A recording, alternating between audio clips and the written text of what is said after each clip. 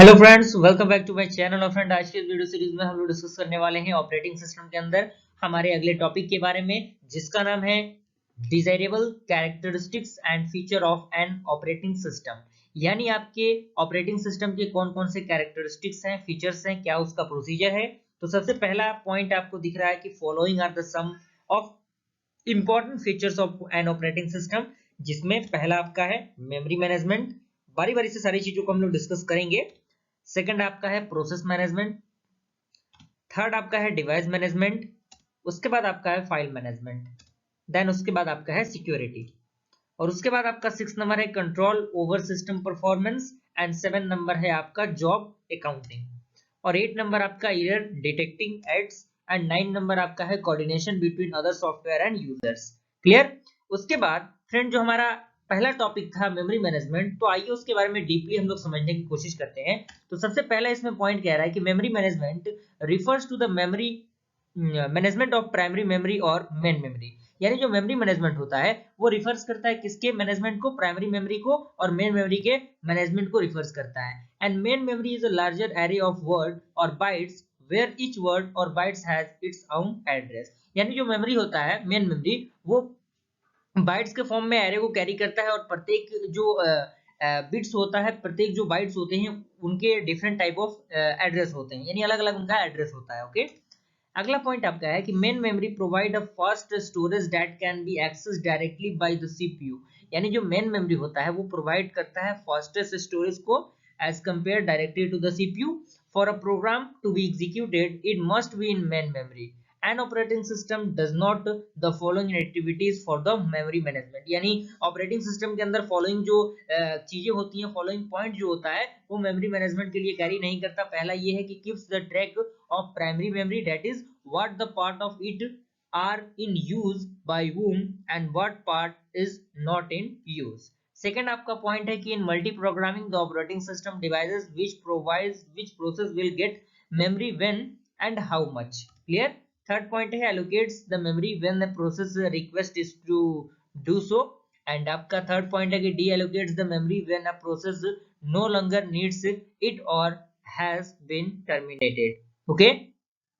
अगला point friend आपका है प्रोसेस मैनेजमेंट। प्रोसेस मैनेजमेंट में सबसे पहला पॉइंट आता है कि in multi programming environment the operating system devices which process gets the processor when the when and how much time. यानी मल्टी प्रोग्रामिंग जो एनवायरनमेंट होता है ऑपरेटिंग सिस्टम का, उसमें प्रोसेसर का हम पता करते हैं कि उसमें कितना टाइम लग रहा है, कितना उसमें टाइम कॉम्प्लेक्सिटी लग रहा है।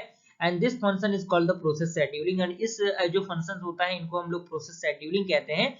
An operating system does not the following activities for the process management। यानी प्रोसेसर मैनेजमेंट के लिए जो आपका फॉलोइंग पॉइंट है वो कैरी नहीं करता, जिसमें पहला पॉइंट है कि keeps track of processor and status of process. And the program responsible for this task is known as traffic controller. यानी ये जो प्रोग्राम होता है जो रिस्पॉन्सिबल होता है इस चीज के लिए, इसे हम ट्रैफिक कंट्रोलर कहते हैं। सेकेंड पॉइंट है कि allocates the processor CPU to a process. यानी ये क्या करता है, प्रोसेस को एग्जीक्यूट करता है, एलोकेट करता है।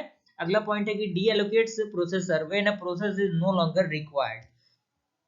फ्रेंड, आपका अगला टाइप है वो है आपका डिवाइस मैनेजमेंट। डिवाइस मैनेजमेंट में सबसे पहला पॉइंट आता है कि an operating system manage device communication via their respective drives. It does not the following activities for the device management, जिसमें पहला पॉइंट है कि keeps track all devices and program responsible for this task is known as input output controller. And second point है कि decides which process gets the device when and for how much time. And आपका अगला point है कि allocate the device in efficient way and deallocate devices. Okay, तो यहां तक I hope पूरा क्लियर समझ में आ गया होगा आपका। अगला आपका है जो कि आपका फाइल मैनेजमेंट है। फाइल मैनेजमेंट में सबसे पहला पॉइंट आपका कह रहा है कि file system is normally organized into the directories for easy navigation and uses, and these directories may contain the file and other directions. An operating system does not does the following activities for my file management। यानी file management के लिए जो following point होती है, point का जानना आपके लिए बेहद जरूरी है, जिसमें आपका पहला है कि keep track of information, location, uses and status etcetera. यानी हम क्या करेंगे, डिफरेंट टाइप ऑफ चीजों को कैरी करने की कोशिश करेंगे, उसको इंफॉर्मेशन को, उसके लोकेशन को, उसके यूज को, उसके स्टेटस को देखेंगे। And the collective facilities are known as the file system. And अगला पॉइंट है कि decides who gets the resources, यानी कौन व्यक्ति रिसोर्स को दे रहा है, and allocate the resources and deallocate the resources. And उसके बाद आपका अदर इंपॉर्टेंट कैरेक्टरिस्टिक्स होते हैं जो कि आपके ऑपरेटिंग सिस्टम के अंदर आते हैं। वो आपका है सिक्योरिटी। सिक्योरिटी के बारे में बताया गया है, सिक्योरिटी क्या उसका प्रोसीजर होता है, control over system performance, job accounting, error detecting aids and coordination between other softwares and users. तो यहाँ तक आई होप पूरा आपको कंप्लीटली समझ में आ गया होगा। अगर वीडियो पसंद आए तो लाइक जरूर कीजिएगा और चैनल पर बना चैनल को सब्सक्राइब कीजिए। मिलते हैं अगले वीडियो, तब तक के लिए थैंक यू।